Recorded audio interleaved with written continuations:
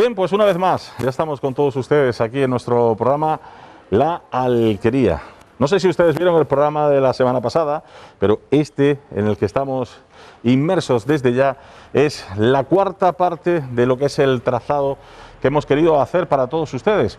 Una calle por la que ya hemos pasado con anterioridad aquí en nuestra alquería, nada más y nada menos que en nuestra famosa Rambla del Manjón, del conocido Farhat al Manjón. Nosotros estamos haciendo el Motril amurallado, recorriendo lo que era todo ese Motril amurallado y reconociendo cuáles eran las puertas de entrada a nuestro recinto amurallado, a nuestro Motril amurallado. Dejamos precisamente aquí atrás la última puerta que visitábamos en el programa anterior, como es Puerta Granada, la puerta principal de entrada a Motril. Y como digo, vamos por la Rambla del Manjón, llegando muy pronto a la Puerta del Toro, muy cerca de la Puerta de Granada. Puerta de Granada. ¿No solían estar tan cerca la puerta? ¿O? Es que el recinto es muy pequeño, es que el cercado de Motril es muy chico, es decir, que lo que hacen en Motril es cercar exclusivamente el núcleo central, es decir, los barrios no. El barrio del Manjón, del arrabal del Manjón, no se cerca. No se cerca tampoco la calle Curucho, el arrabal del Curucho, no se cercan las calles que están al otro lado. Ni Jandara, ni el Pozuelo, ni todo aquello. Ni Plaza Castileferro, ni calle Carrera, ni nada de eso. Lo único que se cerca es el núcleo central. Es decir, es un pequeño recinto amurallado, lo suficiente en su época para proteger a los cristianos que había en Motril. Es decir, que cuando nosotros nos podemos acordar de esto, que se hace en 1528, cuando empieza a construirse en 1528, es que nos podemos acordar de lo que sería Motril. Prácticamente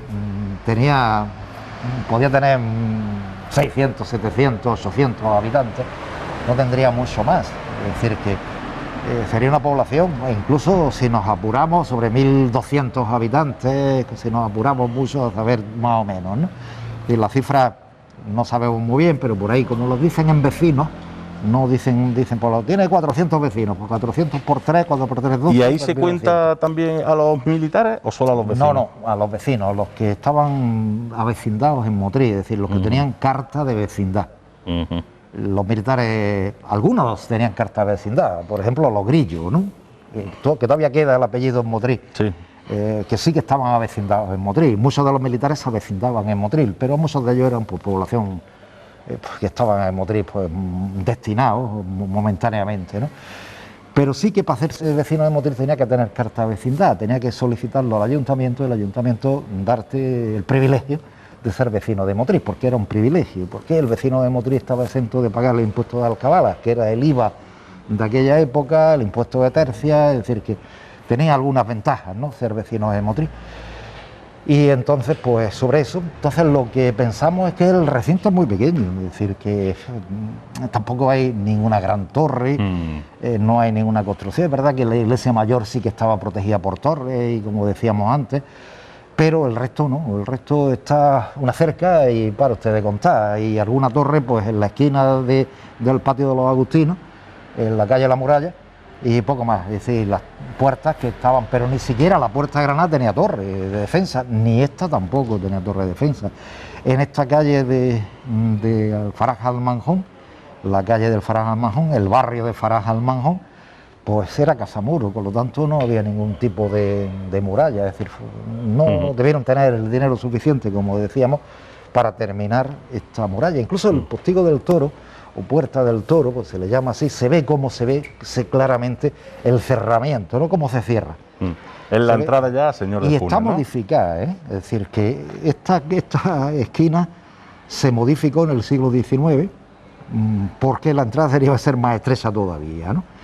Y tenían problemas porque cuando salía la Rambla del Manjón, pues salía con mucha fuerza, porque estaba muy cerrada y salía con mucha fuerza y tropezaba con la fachada de enfrente. Y entonces lo que se hizo fue una modificación y se amplió un poco, pero el Postigo del Toro debió ser todavía más estrecho. Yo diría que sería pues una cosa así como el Postigo de Bea. Incluso no tenía ni puertas, porque durante casi toda la historia siempre reflejan lo mismo. Es un postigo que no tiene puertas, está medio abandonado.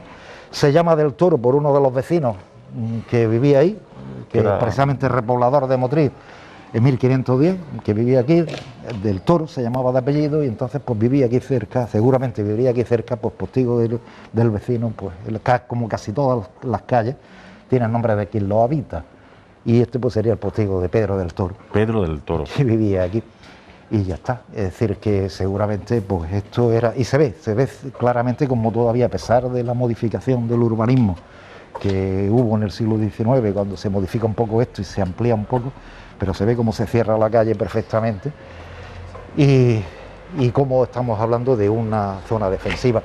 La muralla se iría, es decir, la muralla no, la Casamuro. Casamuro tendríamos, sería toda la calle de Horno Nuevo que bajaría hacia la zona del mercado, por esta calle lateral. Todo esto era, la parte derecha era Horno Nuevo, que era un horno pero muy amplio, con una plaza en medio y todas esas cosas, y con muchas casas. Y aquí estaría el arco, suponemos que un arco, porque tampoco hay descripción, nada más que ser un arco, el arco de... No sabemos si había puerta como tal o... Tendría puerta, debería tener puerta, pero estaba abandonado, ¿no? Y seguramente pues daba el paso a este trozo de muralla, a esta parte de aquí. Yo no sé, esto tiene muchas complicaciones a la hora de explicarlo, ¿no? Es decir, que no tiene, digamos, elementos difícilmente explicativos, porque nos podemos imaginar que qué hacían los cristianos cercando un barrio judío, como era el barrio de la judería. Seguramente es porque la muralla se construye después, pero en época musulmana el barrio de la judería estaría dentro de la muralla también, o de los murales. También desconocemos realmente cuál era el trazado del muro musulmán, de la muralla musulmana. Lo desconocemos en la actualidad, no sabemos bien cuál era. Sabemos que había un barrio exterior, que era el barrio de Almanjón, que estaba en esta zona, pero que seguramente pues sería prácticamente igual, el mundo musulmán sería prácticamente igual, y la muralla de época musulmana sería exactamente igual que la cristiana que hicieron después. Yo creo que claro, yo creo que imitaron, ¿no? O sea, fueron por el mismo recorrido. Fueron por el mismo recorrido, ¿no? Creo que reconstruyendo la reconstruyeron, ¿no? Se calentaron mucho la cabeza. Y el trazado que se hace, pues el mismo trazado que seguro. Vamos a recordar, porque hace ya muchos programas que comenzábamos con nuestro itinerario, ¿no? de este Motril amurallado. Recordamos que había una primera muralla musulmana que no sabemos cómo es, está datada, tampoco de cuándo se empezó a hacer. Sabemos que se derriba en 1499 por orden de los Reyes Católicos, se derriba junto con el castillo ¿Y se derriba por? del Cerro. Se derriba, pues seguramente porque los Reyes Católicos preveían una revuelta de los mudéjares en 1499 y lo que hacen es quitarle las defensas y derriban por la muralla de Motril para evitar que la población de Motril, que era mudéjar, porque los cristianos motrileños, incluso los Reyes Católicos, ordenan que vivan en Salobreña, no vivan en Motril, y derriban por la muralla, es decir, para evitar que en caso de rebelión, como se preveía, que se atrincheraran, que tuvieran elementos de defensa, como era una muralla o como era un castillo, una alcazaba en el cerro, hubieran sido más difíciles de vencer en caso de levantamiento. ¿Qué hacen los reyes? Ordenar el derribo, pero no hay documentación. Es muy curioso porque de esa época hay muy poca documentación de Motril, ¿eh? De esa época es Tomás de Aquino y Mercado el que cita todas estas cosas. Algún documento pues, muy aislado, el que cita pues que derriba la muralla de Motril, pero es casi siempre es Tomás de Aquino y Mercado el que cita todo esto. Él debió conocerlo, ¿no? O más o menos debió consultar algún documento el que lo cita, ¿no? Pero no hay documentos, es decir, esa orden de los Reyes Católicos que él cita, y que lo cita además muy bien, con lo cual debió ser real, pues no tenemos el documento oficial, ¿no? No hay ningún papel. Que sí que tenemos papeles sobre Farán Manjón, donde los Reyes Católicos le dan propiedades a Farán Manjón y todas esas cosas, y lo nombran Almotacén de Motril y todas esas cosas, ¿no? Le dan cargos en el ayuntamiento de Motril y tal, pero de este derribo de la muralla sí sabemos también lo de las juderías, pero también los nombres de los judíos sí, porque les venden las tierras y las propiedades a Francisco Ramírez de Madrid, se han conservado las escrituras de venta o algunas de las escrituras de venta, con lo cual conocemos nombres de familias judías que vivían aquí, en Motril. Pero del trazado de la muralla musulmana, nada. Es decir, el trazado de la muralla debió ser parecido. Se pierde aquí un poco parecido a lo que... Y luego reconstruimos. Claro. ¿Estamos hablando de los años ya? 1528, a partir de 1528 se reconstruye. La muralla, y ya digo que no se construye, no se reconstruye entera. Seguramente este postigo que está tan abandonado es porque ya formaba parte de la muralla antigua. Seguramente es que esto se mantuvo, igual que la puerta de Granada, igual que la puerta del postigo de Bea, igual que la puerta de la calle Zapatero Castillo de Ferro. Seguramente mantuvieron las puertas que había, el resto de la muralla lo derribaron, ¿no? O algún trozo de muro que quedara, es decir, que evidentemente no hay documentación. Lo que sabemos es que se derriba, lo dice Tomás de Aquino Mercado en su libro de la historia de Motril, publicado en 1650, o escrito en 1650, habla, y sí que sabemos datos de esto, sí, es decir, el postigo del Toro sí que hay muchísimos datos, cuando en los acuerdos del ayuntamiento deciden arreglarlo, deciden ponerle puertas o deciden hacer no sé cuánto con él porque está muy viejo, porque está muy estropeado, o porque el barrio del postigo del Toro, es decir, todo ese tipo de cosas la conocemos porque hay mucha documentación después, pero del siglo XVI, siglo XVII y ya siglo XVIII. Y toda esta parte es horno nuevo. Horno nuevo es otra cosa muy curiosa. Horno nuevo es un horno, seguramente sería de pan, pero además tiene una serie de casas, una plaza central y una serie de casas que es lo que conforman un nuevo. Esto sería esta plaza que pone Borno, y ahí debería poner callejón del horno nuevo, no de Borno, pero bueno, esta sería la plaza del horno y alrededor, y eso también lo conocí, es decir, que nos conocimos, eso estaba hasta hace muy pocos años cuando se derriba todo esto, y era una multitud de casas y alrededor de la plaza central, y que debía ser más grande, y la parte de... Como un corralón, pero de casa. Como un corralón, es que era lo que nosotros la idea del corralón de Villalba, ¿no? Que a lo mejor lo conocimos más. Sí. Pues esto es una cosa parecida, ¿no? Tiene una patio central y alrededor, pues un montón de casas que el dueño del horno las alquilaba o las vendía, las alquilaba normalmente. Claro, ya parecía una pequeña comunidad, ¿no? En igual caso, que el corralón de Villalba o el que existió, por ejemplo, en la Explanada. En la Explanada existió otro corralón, otro horno, con otro corralón igual que este, ¿no? En la Explanada. En la Explanada, sí. En la Explanada, que después también fue fábrica de pólvora, ¿no? de salitre para la pólvora, ¿no? Pero prácticamente lo mismo, ¿no? Y esto está modificado, esto sí que hay un acuerdo del ayuntamiento del siglo XIX que decide modificar esta entrada de la calle del Señor de Junes, las amplían un poco, ¿no? Porque esto sería más estrecho todavía de lo que nosotros conocemos todavía, ¿no? Que conocemos hoy, pero esto sería todavía más estrecho. Bueno, pues tenemos aquí esta última puerta, aunque yo no me voy a despedir sin pasar por uno de los sitios, más emblemáticos de mis sitios favoritos.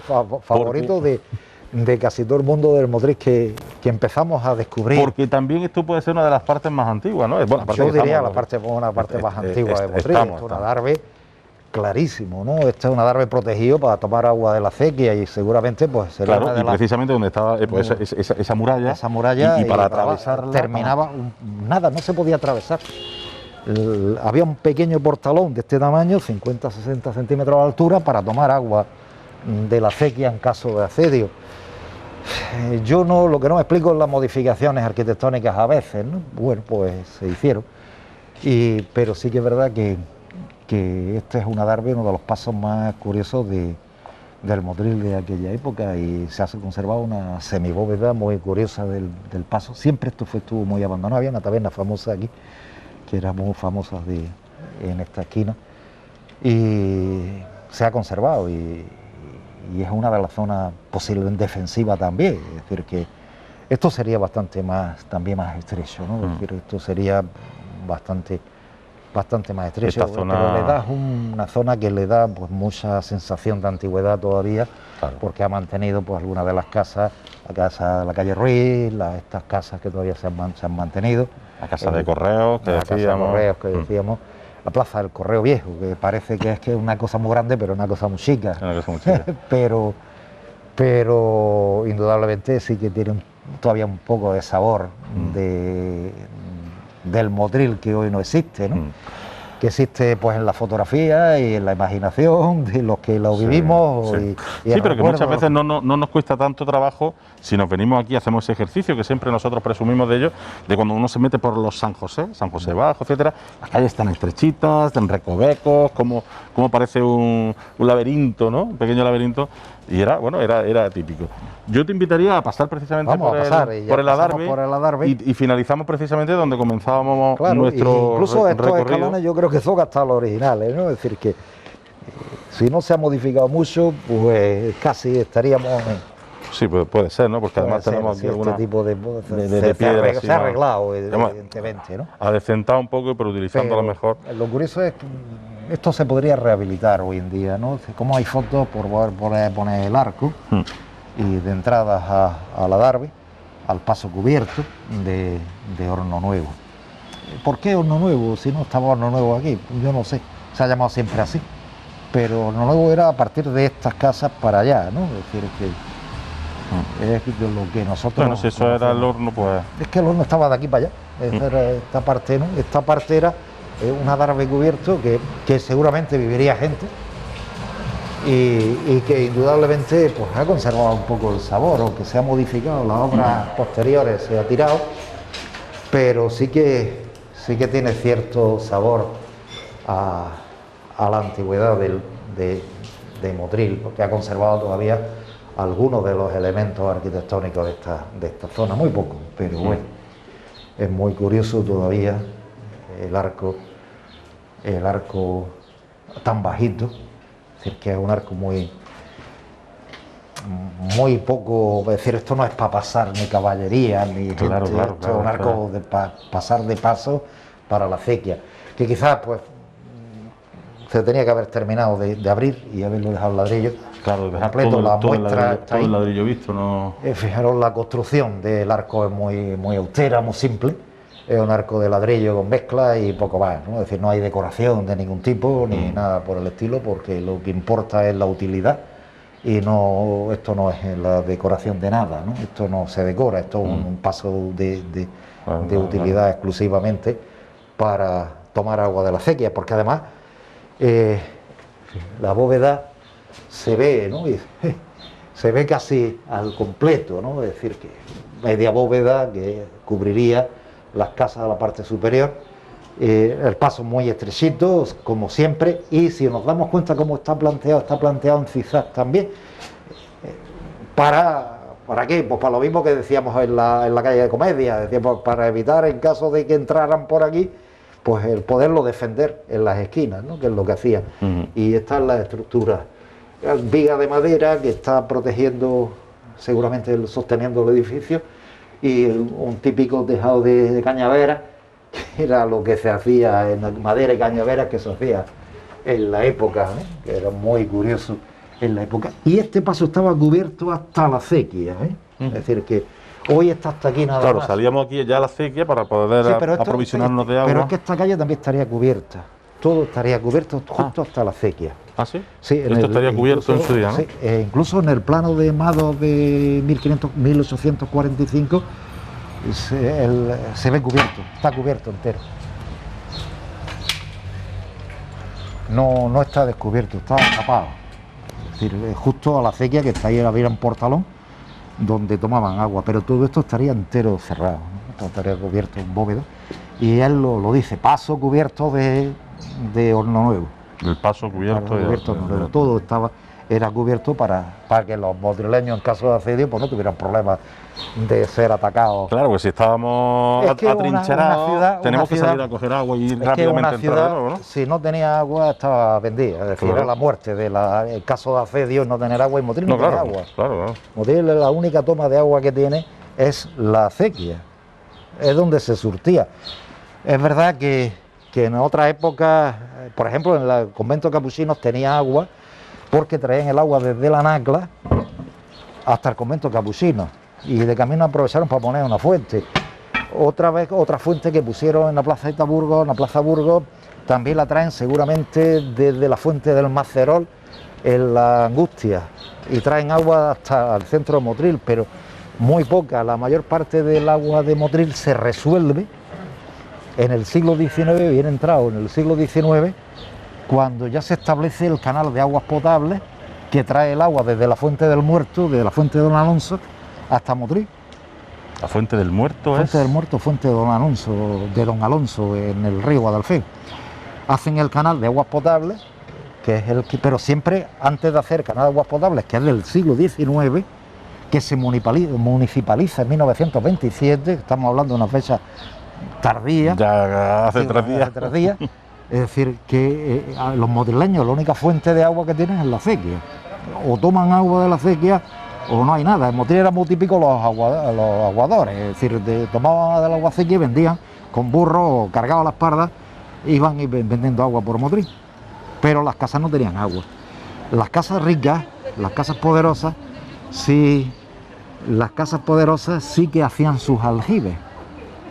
Por ejemplo, la casa de Contreras, yo recuerdo que el solar de la casa de Contreras, yo abrí el aljibe, cuando estaba el solar y había quedado solamente el solar, yo abrí el aljibe de la casa de Contreras y le hicimos una foto al aljibe que se guardan en el archivo municipal. ¿Era un aljibe grande? Sí, no, un aljibe lo suficientemente grande como para tener una fuente en la casa y tener un pozo en la casa. ¿Cómo lo rellenaban? No lo sé. Es decir, ¿era agua de lluvia? Pues seguramente. Agua de lluvia o lo rellenaban con algún tipo de canalización desde la acequia, porque algunos hacían canalizaciones desde la acequia hasta su casa, pero el aljibe se conserva, un aljibe yo diría que tenía como 4 o 5 metros de ancho por 5 o 6 de largo, es decir que un aljibe importante, ¿no? Y su pozo, porque en la fotografía se ve el pozo, con lo cual yo como veíamos la fotografía abrimos el aljibe y nos metimos dentro a hacerle una foto, Paco Arcas y yo, y las fotos se conservan, la hizo Paco Murcia la foto, se conservan en el archivo, creo. Y eso es todo lo que había de muralla de Motril, claro. Todo se cerraba y ya todo esto es la acequia quien protege todas las casas que existían aquí. Ahora no existen casas aquí. La acequia, que siempre hemos dicho, también servía como de foso un poco. De foso, claro, nos podemos imaginar que la acequia de Motril tiene mucha agua y tiene, pues, en las fotografías cuando se ve, cuando pasa por aquí la acequia, tiene sus 3 metros o 4 metros de ancha y con una caudal de agua importante, pues sería difícil de saltar, ¿no? Y además, hoy no tenemos casas, pero antes sí que había toda una fila de casas al mismo borde de la acequia, el Bañuelo, la casa de Ortega, la casa de no sé qué, el Hospitalico, es decir, que todavía una serie de casas que actuaban también como murallas, porque justo estaban construidas al filo de la acequia, al filo y hacían bastión de vecindad, ¿no? Hacían también. Y con la tenería por dentro. Y claro, la tenería estaba por fuera. La tenería estaba allí. Bueno, perdón, exactamente, la tenería. Yo creo que la tenería. Aquí estaban los baños, perdón. Aquí estaban los baños. Yo creo que la tenería estaba en el edificio donde está la Bankia en la actualidad, ¿no? Sí. Es decir, que ahí sí que cuando se hizo la obra de la excavación apareció una gran alberca, seguramente de la tenería. Y la acequia no la podemos imaginar, es decir, todo esto abierto. Es decir, que la acequia salía por aquí debajo de estas casas, ¿no? Y por aquí. El palacio flotante le decían, curvaba ya. La acequia y continuaba por la calle por la acequia. Incluso allí teníamos un puentecito para bajar por las calles, que hoy que está el puente del Manjón, y aquí seguramente habría otro, porque habría otro en el sentido de que si por aquí pasa la Rambla del Manjón y se tropieza con la acequia, seguramente cada vez que venía la Rambla, la acequia la llenaba de tierra. Entonces debería haber un paso elevado, por alguna manera, que pasara la Rambla Majón por debajo de la acequia o la acequia por debajo de la Rambla Majón, no lo sé. Claro, el caso que deberían sortearla de alguna manera. Sortearla de alguna manera para evitar, pues, la Rambla Majón hoy está cubierta, está aquí debajo. Salí allí a la Matraquilla, en la desembocadura de la Rambla del Manjón, y esto hoy está cubierta, porque toda la Rambla del Manjón está cubierta por debajo. Pero debía haber algún sistema. Hay algunos documentos que dicen que la Rambla Majón ha salido y ha destruido la acequia, y entonces siempre tenían mucho cuidado con el tema de la Rambla Majón, que salía por aquí y la acequia salía por este lado, por debajo, justamente de Pérez del Gas, salía la acequia. Y la acequia es todo como muralla, como foso, y todas las casas que había construidas aquí, que hoy no hay nada en la plaza de Tenería, pero la Plaza Tenería en su época estaba llena de casas, es decir, que Hospitalico y casas hasta aquí, justamente hasta la esquina, estaría con casas. Y desde esta esquina hasta esta esquina, seguramente hasta los contenedores, fue el primer trozo de muralla que se construye. O sea, el primer paredón de muralla que se construye aquí, justo este aquí. trozo. Desde la toma de agua que estaría ahí hasta la otra esquina de la acequia. ¿El de la primera o de la segunda muralla? El de la muralla de 1528, el primer tramo que se construye, la primera piedra se coloca aquí. Se coloca aquí. En este trozo. Y este trozo, este paredón, el que se construye aquí. Es muy curioso, pero ¿por qué no construyen más para allá? Porque hasta la huerta de los agustinos, del convento de la Victoria, porque había casas. Y entonces pues no tiene necesidad de construir muralla, ya estaba el Hospitalico, ya estaba el Bañuelo, ya hacían de muralla las propias casas, ¿no? Entonces lo que hacen es construir este trozo de muro con sus troneras y tal, que tiene 4 varas de alto, 4 metros aproximadamente de alto, 3 metros y pico de alto, y el resto pues las casas, las fachadas de las casas, la acequia. Cuando se excavó aquí el año pasado, en mayo del año pasado, pues pudimos ver los trozos de muralla. Los trozos de muralla, los baños. El puente, el resto del puente, un aljibe que había ahí, del hospital seguramente. Es decir, que indudablemente esto recuerda, pues claro, la imagen de esto, si nos retrotraemos al siglo XVI, pues el siglo XVII era tan distinta a esto que tenemos nosotros hoy, porque curiosamente hoy no tenemos una plaza, pero delante del hospital había otra plaza, la plaza del hospital, hoy no existe. Para hacer el mercado se perdió la plaza del hospital, pero había otra placeta ahí, es decir, que evidentemente tendría otra visión distinta y lógicamente ya la muralla continúa, pues pasando el Hospitalico, pues todo borde de la acequia, toda la huerta de muralla hacia arriba, los agustinos, en la esquina de los agustinos, el torreón. En la puerta del Agustino, en la esquina con la calle de la muralla, un torreón, ahí sí que hicieron un cubo para proteger la muralla. Y otro cubo que seguramente existió porque en muchos documentos aparece la torre del hospital o la torre del hospital. Y en la torre del hospital se hacía guardia también de noche. Seguramente en los Hospitalicos, en la primera construcción de los Hospitalicos se hizo otra torre, que después ya no, las fotos que tenemos, los planos que tenemos del hospital, no existe ya. Pero debió hacerse otra torre también, porque hay muchos documentos que hablan de la torre del hospital, con lo cual debía haber otra torre donde los guardias hacían defensa en aquella época. Es decir, que debieron hacer otra torre por aquí también. Bueno, pues yo creo que hasta aquí ha llegado nuestro recorrido, ¿no? Porque hemos hecho el recorrido a todo el perímetro, ¿no?, de lo que era la muralla de Motril. Hemos conocido la historia de esa primera muralla musulmana, el por qué se destruía, luego cómo se reconstruía posteriormente. Hemos hecho todo ese recorrido, hemos conocido las puertas de acceso a Motril. Empezábamos precisamente el recorrido por esta zona, aquí donde están los baños árabes que decía don Manuel, que hace poco se descubrieron. Toda la calle Muralla hacia arriba, hemos llegado a Cardenal Belluga, hemos llegado a la parte de atrás de la Iglesia Mayor, hemos bajado por Rambla de Manjón, hemos dado todo ese perímetro paso a paso, casi milímetro a milímetro, contándole un poco la historia e incluso los ataques que sufría Motril, la necesidad de tener esas murallas y el porqué de ellas y cuáles eran las pequeñas atalayas defensivas que tenemos colocadas precisamente para poder defender a nuestro Motril en aquella época. Aquí hemos terminado nuestro Motril amurallado en el día de hoy después de 4 programas. En algunos de ellos ya habíamos pasado con anterioridad, pero nunca haciendo este recorrido y contándole las historias precisamente de todos esos ataques y de las necesidades que teníamos en aquella época. Seguro que en el programa que viene les contamos otras necesidades de los motrileños trasladadas a otros barrios. Así que les esperamos, como siempre, aquí en nuestra alquería, con la gran sapiencia de nuestro cronista oficial, don Manuel Domínguez. Les esperamos en la alquería la semana que viene. Gracias por su atención. Adiós.